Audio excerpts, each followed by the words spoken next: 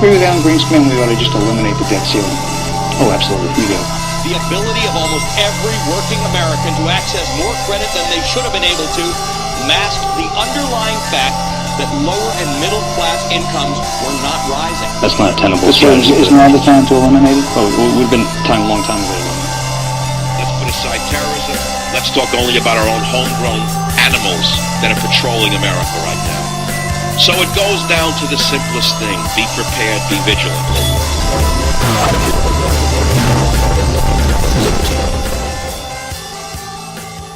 When do we become useless? At what point did the American become a completely useless entity? I'm talking the vast majority. Right? The vast majority of us are useless people. I mean, you can tell that the uselessness has reached a peak. And maybe, when I think about it, I think maybe it's like the running away from responsibility, right? We just figure out how to live the easiest, best way I can with the least amount of responsibility, the highest amount of pleasure that I can find, cheap and easy. And from there, I'll be happy, right? A little narcotics here, a little alcohol there, a little... And I mean, what we have standing before us is a montage of uselessness. Just throngs of uselessness that make up this nation. Honestly, I mean, look around you. What do you see? What do you see but uselessness? In the crowds of people marching and signing and screaming and hollering. What gets done? Do we have to have a serious conversation about actual results in the world? I used to work for a woman, a mean, nasty woman. And she had a sign in her office that said, never mistake effort for results. And I don't want to go down that path because I think that's an ugly path, but it's really hard to deny the uselessness in our nation.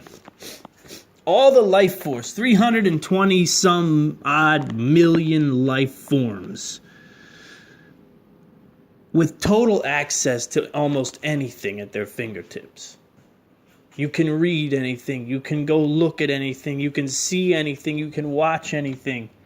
You can study anything. You can become an expert in anything. The idea that you need college to become an expert is dead. It's a dying idea. I'm proof of it. I mean, I'm walking and living proof of it, and I know many people like me. Right? One of my best friends, same thing. Well, let's talk about two paths, right? I go to culinary school. I'm going to be a chef. One of my best friends, he goes to, I don't know what it's called. He goes to learn about computer programming, computer security, and that type of thing. And that's what he's going to do with his life, right? 19, 20 years old, whatever we were at the time. Luckily enough, we had both met our wives already, right? So we had at least one good thing going for us. Flash forward, okay, so we get the degrees, we get the jobs that we thought we wanted. Flash forward 15 years. He owns a brewery. He's a brewer. He owns a brewery. He's a brewer. Had, learned that basically just trying, right? Learned that. I remember when my man used to brew in 5-gallon buckets, and that was sort of the avenue that took him to where he is today, right? Learned it from nothing. He didn't say, all right, well, I really like this brewing thing. I think I better go back to college and learn how to do that. No, total waste of money. Total waste of money. He didn't say, I'm going to open a business. Let me go back to college and learn how to open a business. No. Same thing with me. Need arose. Right? I was in the food industry. Using my degree to some degree. Flash forward whatever, 10, 15 years, and here we are. I write for a living. I market for a living now. Right? Podcast for a living. Talk and write for a living. I didn't go to school. I didn't even do good in English. Listen. Uselessness. In a time of complete and total Odin-like resource. I mean, you could see it all. You could see anything you want. You could be anything you want. What happens to people? How do they get so routed? How do they get so routed in the wrong direction that they find themselves with no direction? Our youth. You see it in the youth. You see it in the elderly. You see it in the middle-aged. It's everywhere. Useless. I think it comes back to running from responsibility. I really do. Took me a little while, not a long time, but it took me a little while to understand that the whole of life is giving. Why am I talking about this today? Let me reiterate. The whole of your life is contribution and giving. There is no real pleasure out there that's sustainable. Don't you get that? You know, those of you who are on the chase for pleasure 24/7, there is no pleasure that is sustainable except that of giving and sacrificing. When you realize that you give more hours than you receive, that's when you finally start living and understanding what life is really all about. When you live for those brief moments of pleasure and you live for those moments of whatever it is that you like to do or you think you like to do, those things that you think are your escape, when you live for those, you'll find it's a shallow existence. Only through giving your time, giving your effort, giving your all these things that you think are precious, right? You give, and you find out that, oh, there's pleasure in giving. This is an important part of this life thing. And when I look out into the throngs of the useless, I see people who aren't giving enough. Listen, if I'm talking to you and you hear things are resonating, that's because this is what you need to do. You need to stop worrying about chasing women. You need to stop worrying about what you're going to do this weekend, how I want to go out and I want to have a nice meal and I want to have some wine and I want to go spend the day with your grandmother. Go take care of someone. Go build something for someone. Go spend time giving. You know? There's a reason why Christianity works. Even though it's been run through the meat grinder by the media and by the popular culture. Do we want to go down that path?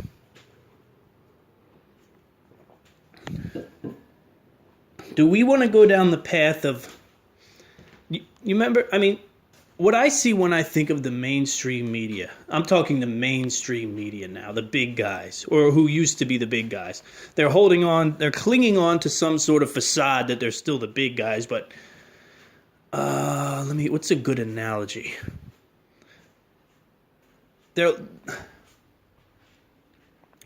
Everyone in the room still wants to tell them that they're the big guys, but everyone in the room also knows that they're on their way out.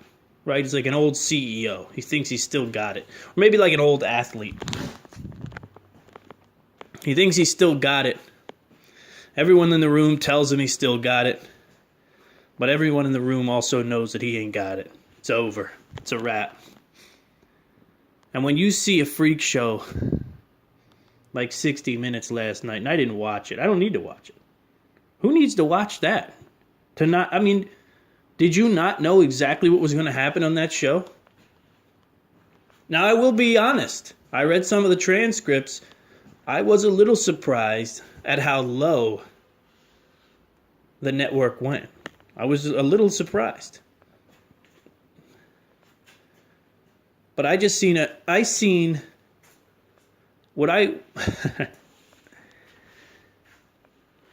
it's like someone treading for water, right? Or treading water rather, even though they know the shark's circling them. That's what it was like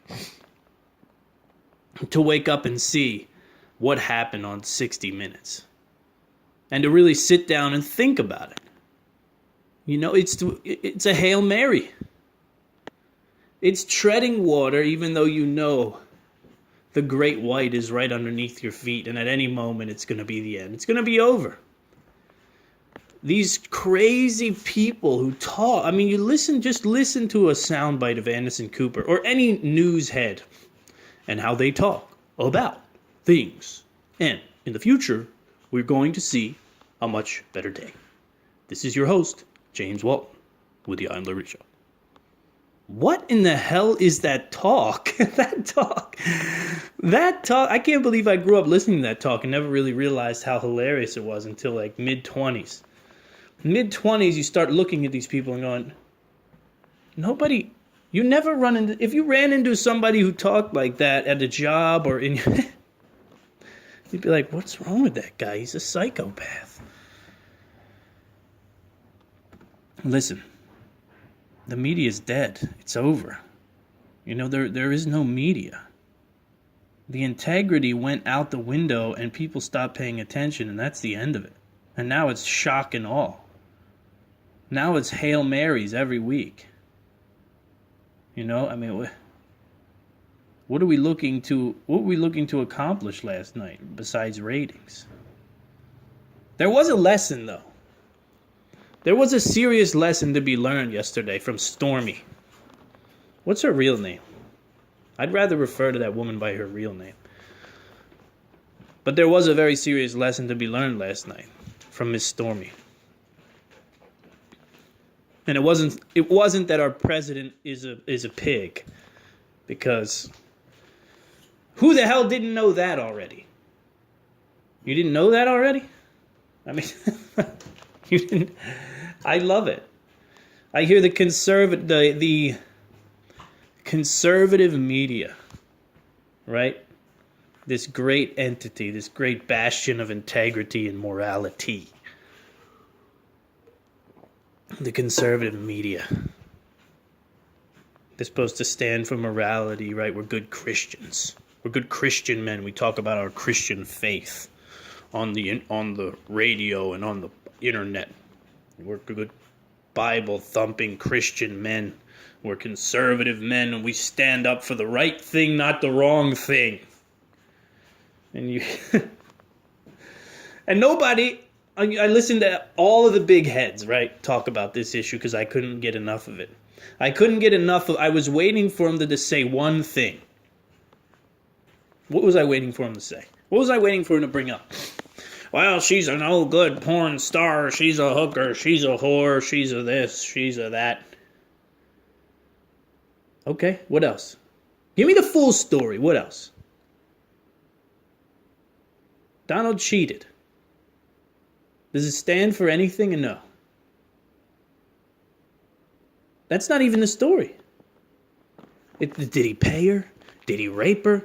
Did he use a condom? He cheated on his wife. Does it even matter anymore? Does that even matter anymore in our world or no? The guy cheated on his wife. Now you can't impeach him over it. So that's why it holds no water, because the media is as shallow as it gets, right? The media is a petri dish. That's what they are. They're a petri dish. They're as shallow as it can get. But that's the real story. Right? To me, that's the big story. Why didn't the conservatives bring that up? I couldn't understand that. The man cheated on his wife. He cheated on his family. It's a big deal. I mean, but obviously we didn't elect the guy because we were worried about him being a morally sound individual. But when you hear these great Christian American men, I listen to country music. Put on some more Dusty Rhodes. I want to hear some country music in the background because I'm a good Christian man. Well, you don't have anything to say about this this Donald Trump character cheating on his wife. Right? That's why we're useless. Because these things don't matter. These things don't matter. These little things, right? It's just a little thing. Just a little cheating here and there. It's responsibility. Right? Do we want to live with integrity anymore or not? Listen, I come from a background of cheating. And I did my fair share of it when I was younger. And I swore that that wasn't going to be a part of my operating system as I got older. Right? Because I seen it destroy families growing up. And, yeah, I didn't want any of that. No, thanks. Hold the adultery. To love, to honor, and protect, right? You remember that? Did you say that? Does anybody say that anymore? Or is that not something they say? Let's write our own vows. Honey, let's write our own vows. Okay? Will not be subject to wandering eyes. Uselessness in the nation. Okay, but what's the lesson? All right, let's not beat up on the nitwits of conservative talk radio and Fox News who think that they figured something out. She's a hooker. She's a slut. No good porn star. Okay, we got that. We know that. We got that. That's on the cover. That's like on the cover of the book. But what's the real story? You want to know what the real story within the story is, which is one of the reasons you listen to my show, because you can get the stories from a lot of people. You can get the covers from almost anybody, right? The headlines. They can read you the headline and joke about it. Everybody's pretty good at that nowadays. But if you want to get the story within the story, it's this. All right? And you come to the Eye on Liberty show for that. The story within the story of Stormy is not to be used by anyone. Right? The moral of the story is don't be used. Because as you watch that woman, you realize that if you're going to go down the path where you trivialize your sexual self, right? If you're going to sell your body, you're ultimately going to sell your soul. You're going to put a price tag on you and your most.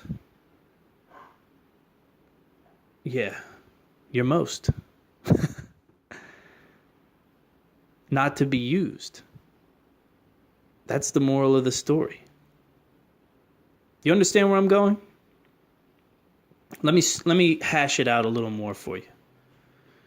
Because there are people all over the internet, there are people all over this world who are being used, and they think they're getting ahead in the world, when actually they're selling their soul. And I don't even mean it in a spiritual sense like the devil's taking their soul. But there's a feeling, right? There's a feeling of integrity and morality and confidence in such that has to go away the moment you start snapping pictures of your ass and posting them for the whole world to see. Right? When you bare yourself, that soul shrinks. Right? When you bare everything to the world. And then you become a usable item. Right? You become one of the used. And when you really sit down and think about what happened with this Stormy chick, right? She spent a lifetime as a used person. She spent a lifetime being used. I don't know what her childhood was like, but I know at some point in her life she decided she was going to make money for having sex. Right? And people have so devalued sex in our society that they don't even understand the magic of sex anymore. They don't even understand the power of sex anymore they run into sex full steam ahead. And they go so hard with so many different people that before the magic of sex and before the power and before the grip of what intimacy, before it can get its claws in, they're already in so deep.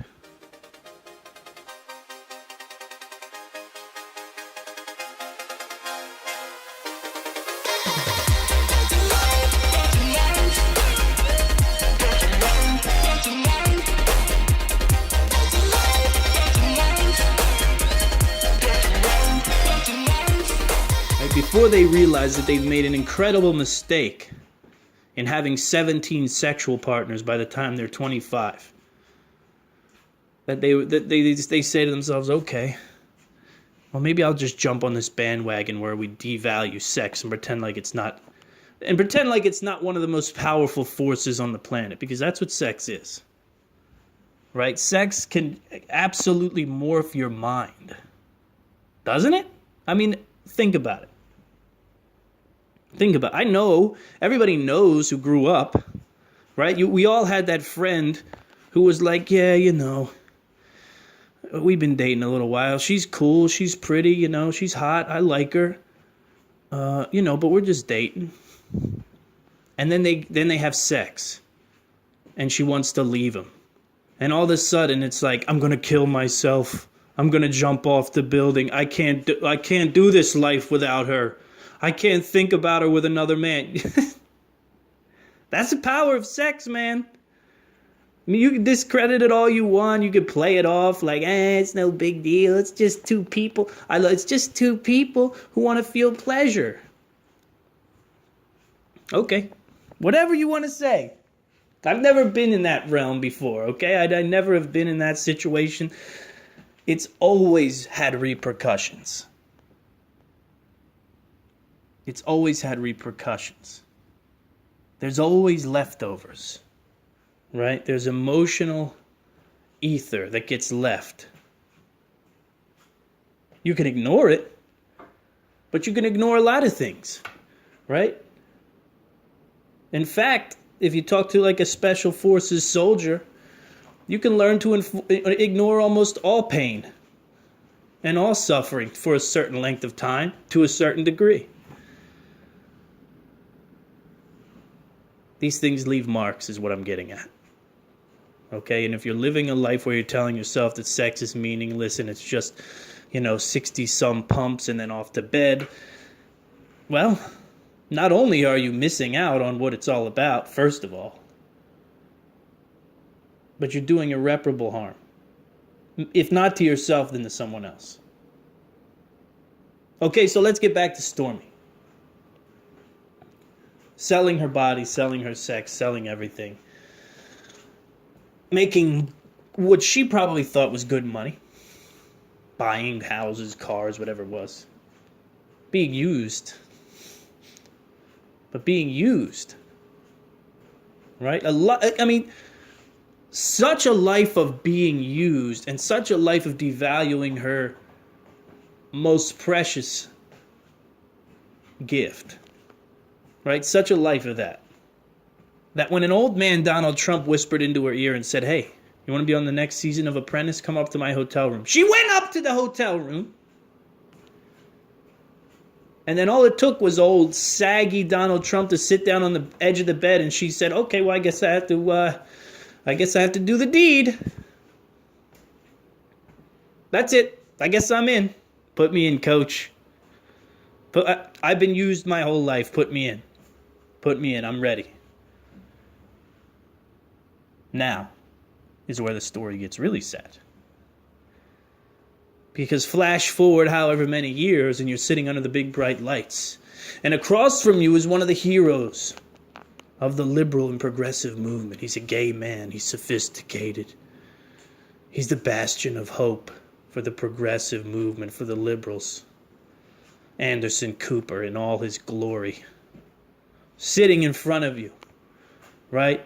You've been approached by the wondrous castrated males who work at CBS.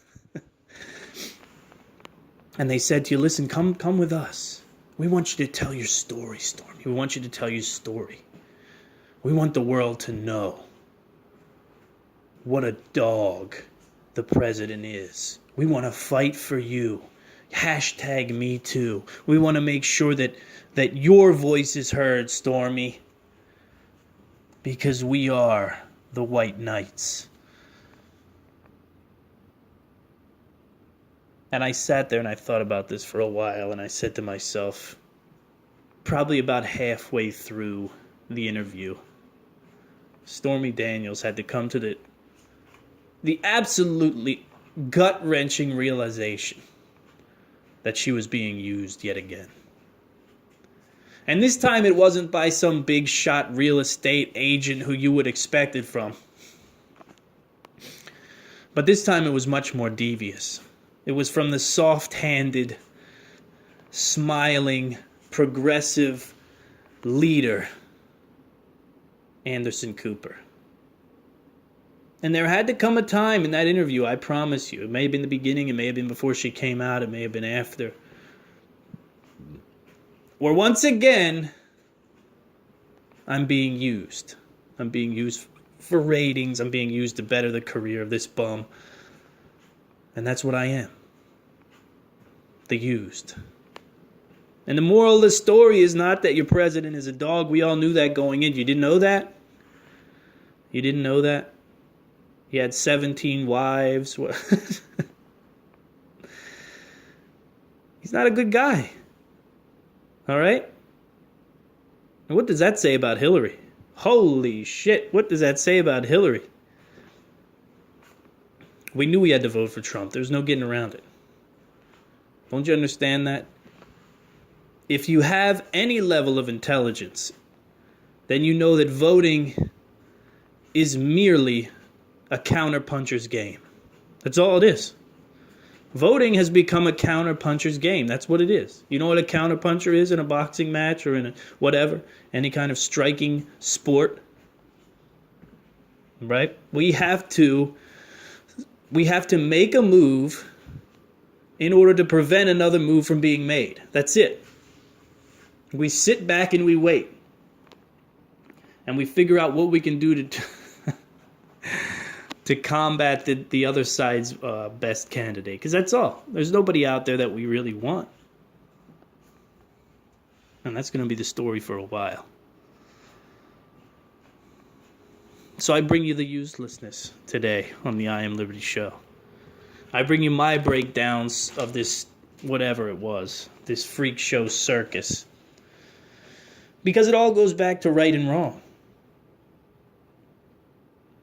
You want to talk about what society needs on a whole. I've said it on the show for years. It's integrity. It's integrity. It's an understanding of right and wrong, and that's what it is. There's no getting around it. That's it. You have to know right from wrong. There's people in the world who know right from wrong, and there's people who don't. There's people, no matter how big a check you put in front of them, and you tell them, look, you can have this check, and all you have to do is take your clothes off and have sex on camera. They would laugh in your face because they know right from wrong. I'm sorry to say it. It's just a fact of life. Here, I'm going to give you this amount of money. We're going to make love, and all your problems are going to go away. No, your problems are not going to go away because you're doing something wrong. Hey, it is what it is. You might not like it. It might hurt because you're doing wrong. But the truth of the matter is, this nation needs a guide so it can better understand right from wrong. That's it. And we all exist in the right sometimes, and we all exist in the wrong sometimes. It's not about, it's not about always being right or always being wrong. Always doing right or always doing wrong.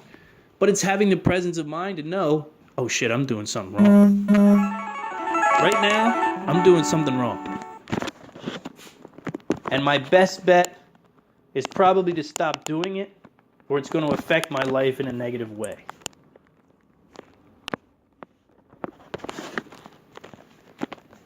Sometimes I wonder about this society we live in. Do they know the right from wrong?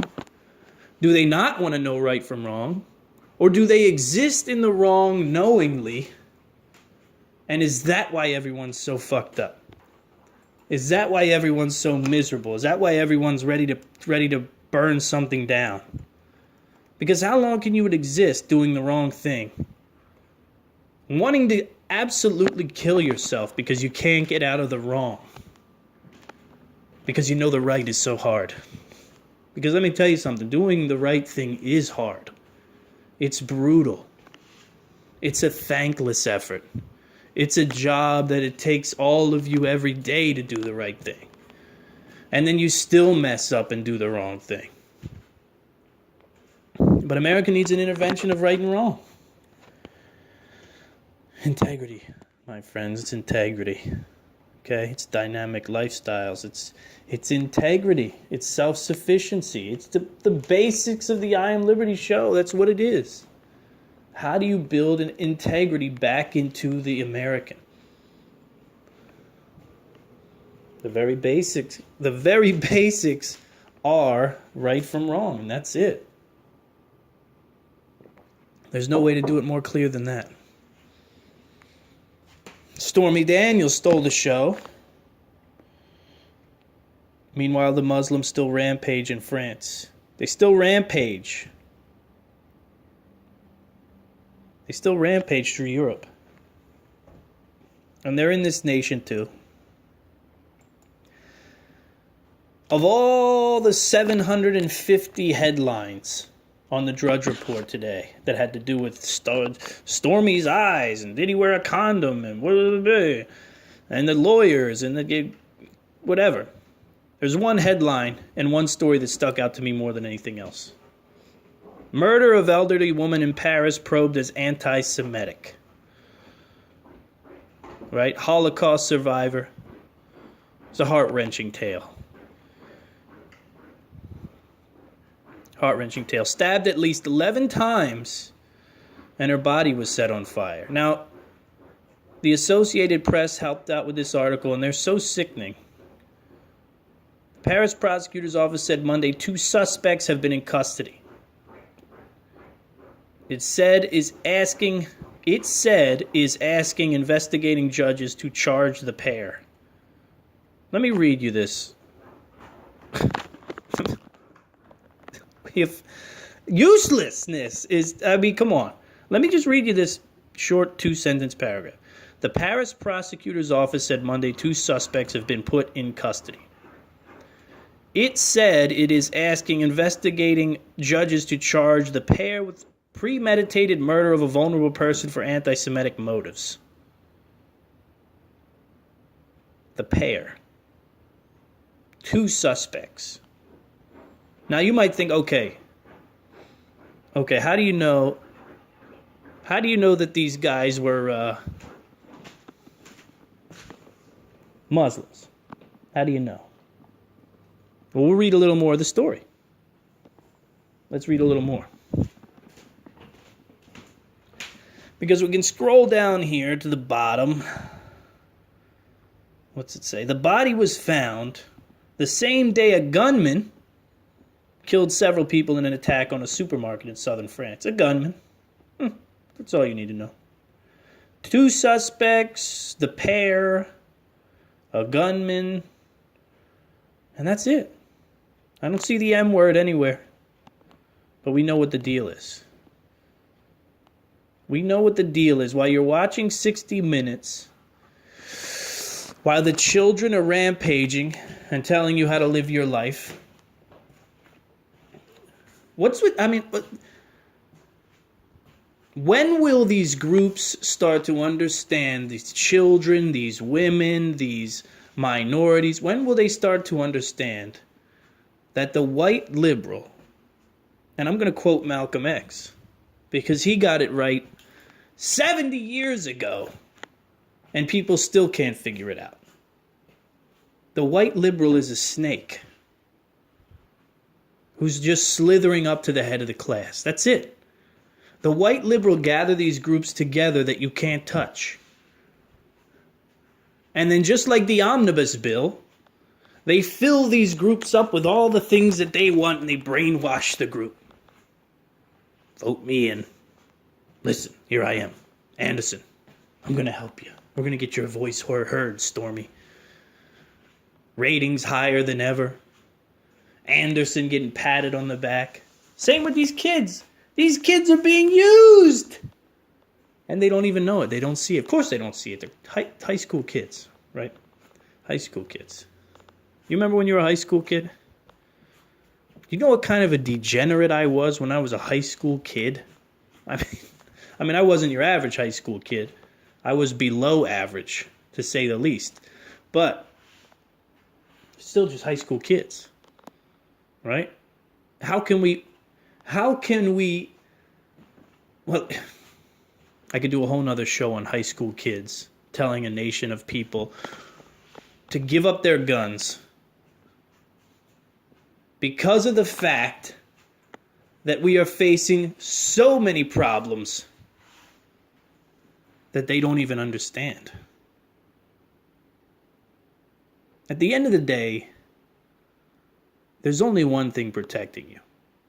And that's the gun on your hip. That's the gun in your bag. That's the gun in your safe. Don't you understand that? There's no magic teleport machine that puts a cop in front of you between your family and a radical Muslim, between your family and whoever. Whichever version of the demented psychopathic murderers that are out there that come in all flavors. They come in all shapes and all sizes, and they're walking around this world as useless as ever.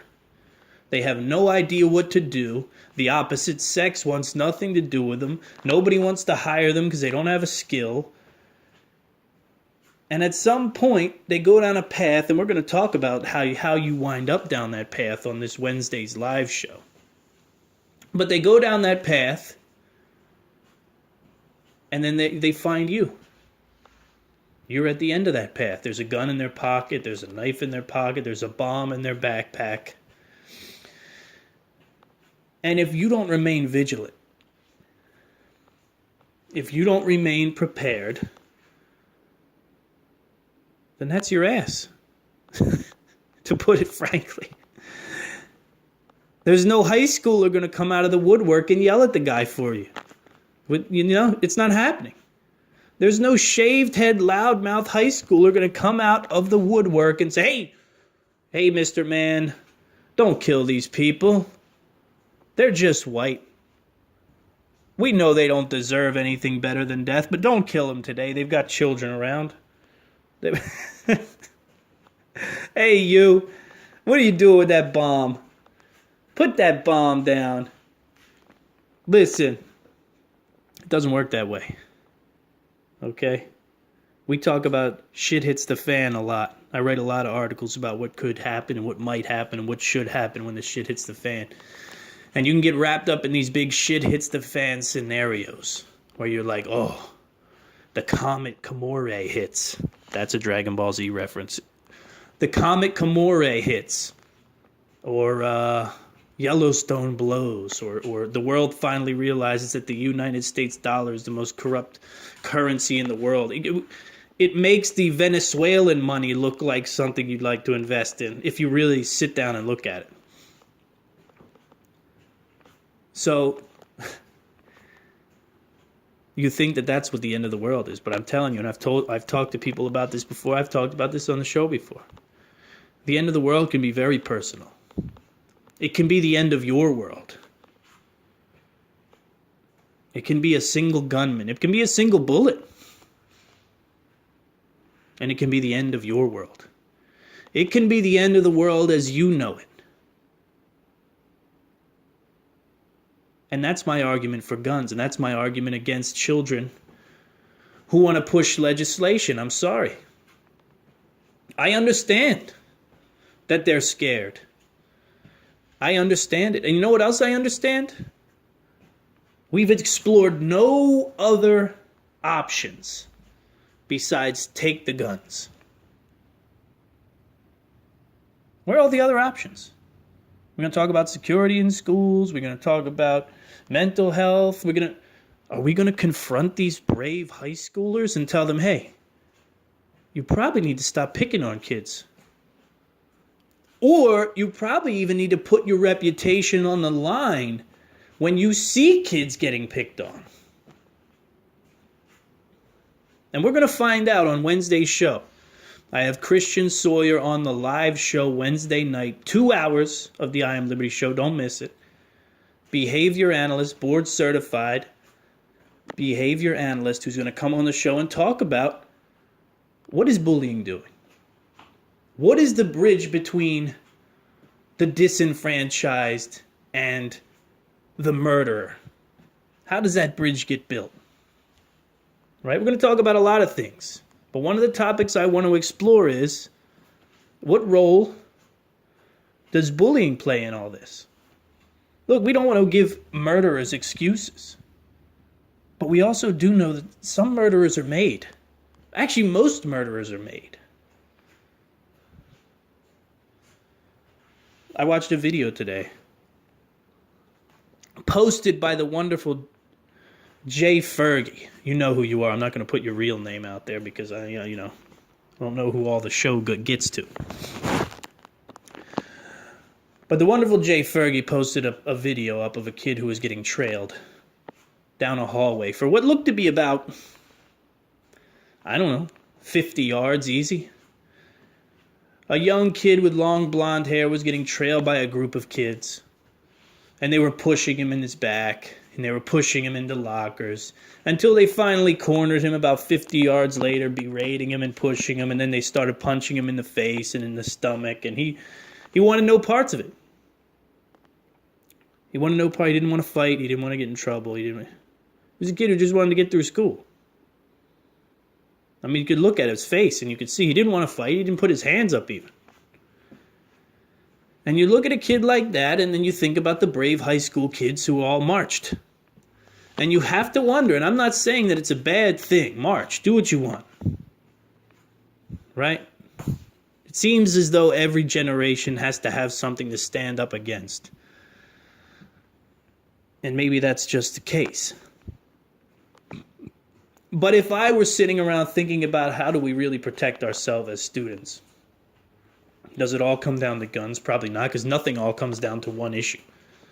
I'd have to say to myself, and I'd have to look at myself and say, hey, maybe I should, maybe old Tommy in the corner who keeps getting spit on by the boys, maybe I should tell him to cut it out. Maybe. Listen. It's a big issue.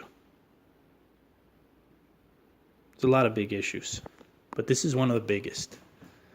Because we have something here. Even though, and I'm going to say something that kind of stings, but I just want to say it. No one's excusing the death of these children. It's a horrible thing. And I said on my show, I explained it on my show in a story last Wednesday. Okay, you want to go listen to that show, go listen to that show. But on my last 2 hours, I explained the heartache. Heartache I can't even understand about losing a child.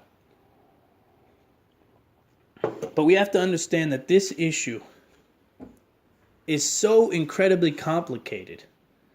And right now it's taken a total, I think, of 150 lives. And there are things that are affecting teenagers in a much more drastic way, suicide being one of them. Right? So while you say, of the bullying, only so many turn into shooters, can't tell me that doesn't play a part in it. Well, how many hang themselves because of the bullying? It's not to pick at the kids. It's not to pick at what they're doing. It's an emotional response that I've talked about that doesn't seem to go away in our society. You wake up, you see kids have been killed, you have an emotional response. I hate these fucking shooters. I wish people would just give their guns up. Why do people need so many goddamn guns? I don't understand it. You have an emotional response. And then after about an hour or 2-3 hours, you start thinking rationally. And you say to yourself, okay, what does this take? What is it going to take? What is it really going to... Let's sit down. Let's get a piece of paper. What is it really going to take to stop this? What is affecting all these kids? What are the similarities? What are the things that went on with these kids that made them decide one day that though I know I should never kill anyone, though I know I should not use this gun to do harm, here I stand at the door to the school. And I'm going to go in here and I'm going to shoot people that I don't even hardly know. I'm going to kill them. I'm going to ruin the lives of their parents and their siblings. What's the cause? There are causes. And my big issue with this idea that we pluck one thing out and it's going to fix it is, well, that never works, first of all. And second of all, with all this movement and all this marching and all this congressional distaste for guns and progressive, why haven't we tried anything else? But I don't want to beat this horse, all right? I don't want to beat this dead horse because we've got 2 hours of this on Wednesday's show. We're going to explore the topic in a way that it hasn't been explored with a behavior analyst, which I am super excited about. Longtime friend. He's been on the show once before, actually, on the same topic. Right? But who's consulting these people to figure out how we fix it? At the end of the day, I'm going to leave you with this little piece of advice. I'm planning a big show, probably about a 2-hour show, on the 21st century man.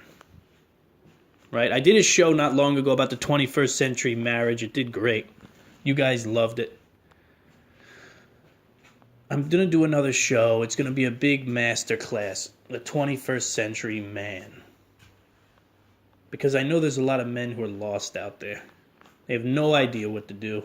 No idea how to be a man, what it takes, marriage, money, career, kids, masculinity. What is it all? Where do I fit in the picture? So that's coming. Look for that. I'm going to get through this mass shooting lineup of guests, and then we're going to sit down and really cut that show out, and it's going to be a good one. But the one piece of advice I want to leave you with, I hope you had fun tonight. I just paced around my house and knocked this podcast out as the sun set outside the windows, and it's been a beautiful time. My legs are legs that like to walk, and I had the microphone set up and I had the laptop open, and I said to myself, I'm going to sit down and do a show like a real disc jockey. And then I said, why would I do that when I have a phone here that I can record this thing on and have it up in seconds? Every man needs a dog. Every man needs a dog. Because a dog teaches you so much. And I wanted to bring this up because right before I did this show, I went and walked the dogs, right? And I watched Bax, my old dog, my 11-year-old pit bull. He's been the best. I mean, I didn't know a dog could be what Baxter could be. Maybe it had to do with timing in my life. Maybe it had to do with similarities between the two. I don't know what it is. Maybe it had to do with the fact that it was really my wife and I's first child. I mean, he was literally our first child. Ish. But I'm watching Baxter. He's old. You know, he's in pain. He's not doing great. We're not sure what's wrong with the guy. He's going to the doctor tomorrow, and it's a brutal thing. You know, it's a brutal thing, having dogs. But the reason we have dogs is so we can watch dogs. Right? We love them because they teach us how to be better than we are. Right? Baxter teaches me how to suffer in silence. That's what he teaches me. I watch him. I know his hips hurt. He's old. I know his forepaws hurt. I watch him. He jumps off a rock. He doesn't even flinch. He doesn't even flinch. He doesn't yelp. He doesn't cry. He doesn't limp. He doesn't say, I'm tired. I don't want to go. No. He forges forward every day. And, you know, we watch dogs. We watch how they forgive. Right? They make a big mess, you lose your temper, you scream, they run and hide. In an hour, they come down, half an hour, and they love you again. You leave them all day long, you don't walk them for 3 weeks, and they still love you. Right? They eat the birthday cake, and you scream at them, they run and hide, they come back, they love you. One of the crazy things when you watch a dog is you start to see the right and wrong. You start to see the inherent right and wrong and how even they understand it to some degree. Not to, they're still animals. But when I look at the average human being, I wonder, do they need to learn right and wrong from a dog? I don't understand. My dog can know right from wrong. It seems that people around me have such trouble with right and wrong. But every man needs a dog. You can learn so much about how to carry yourself, how to deal with things, You can learn so much from a dog. I get a little nervous when I see all these guys with cats. I'm going to be honest with you. I do. I wonder what that means. I wonder if that has any effect. I don't know. What I do know for sure is that when you have a dog by your side, when you watch a dog, when you learn about loyalty from a dog, when you learn about protection, when you learn about, dogs, if you allow them, they also teach you about family. They teach you about how important it is to be together, because that's what dogs want more than anything. They want the pack to be together. My dog Bax, for the longest time, when he's ready for bed, he tells us. He wants to go up and get in bed. He wants everybody to do it, though. He wants to get in the den. That's what he wants, and he tells us. He'll stand at the bottom of the steps and he'll start to... He'll start to talk. He'll say, it's bedtime. Let's go get in the den. There's loyalty there. There's family there. There's integrity there that you don't find in the useless. Okay? So I'm going to leave you with that little bit of advice. It's my opinion that every man needs a dog, and you can learn a lot if you watch. Just like you can learn a lot from everything. But you have to watch and you have to think. You have to watch and you have to think. My time is up. It's James Walton with the I Am Liberty Show, folks. Thanks so much for hanging in there. Don't miss the Wednesday live show, 9 Eastern Standard. Be there, prepperbroadcasting.com. Be prepared to be analyzed. We're talking preppers. We're talking mass shootings, school shootings with Christian Sawyer, board-certified behavior analyst. All right? So be there, or you're going to miss out.